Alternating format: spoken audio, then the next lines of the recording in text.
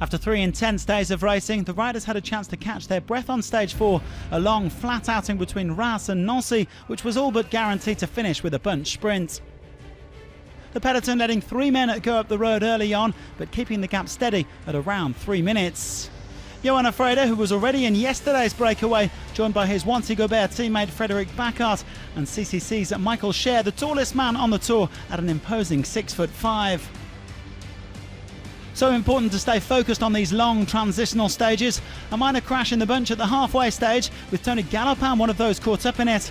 He was the last Frenchman to wear the yellow jersey in 2014 before Julian Alaphilippe's superb efforts yesterday. The world number 1 not the only one making a splash on this tour. The peloton closing the gap to 2 minutes by the intermediate sprint with a shade over 66k to go. Fred Bacart stretching clear of Scher and Freder for maximum points. And like yesterday, Elia Viviani was quickest from the bunch, dashing to the line ahead of Sonny Colbrelli and Peter Sagan. With 30k to go, the breakaway could start to feel the peloton breathing down their necks.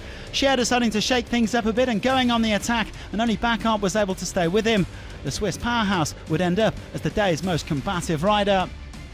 Team Sunweb on the front for Michael Matthews as Scher was finally caught, all back together again with 16 kilometres to go.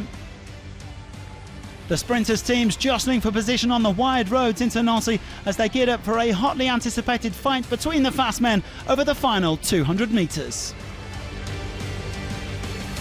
KRISTOFF goes, Caleb Ewan is waiting, Viviani gets through, the green jersey Sagan is in the mix, Groenewegen has faded, Viviani, he gets there, he's victorious. So Viviani conquering his first win at the Tour de France, having never gone better than 17th in his only previous participation 5 years ago.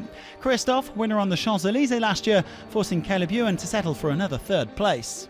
Today we do a perfect job, you see the lead out how they do, so I need just to thank the team, so Morkov and Max, they are really unbelievable. So I just miss that win. I win in the Giro, win in the Vuelta, and now with the Tour de France, so that means a lot for me.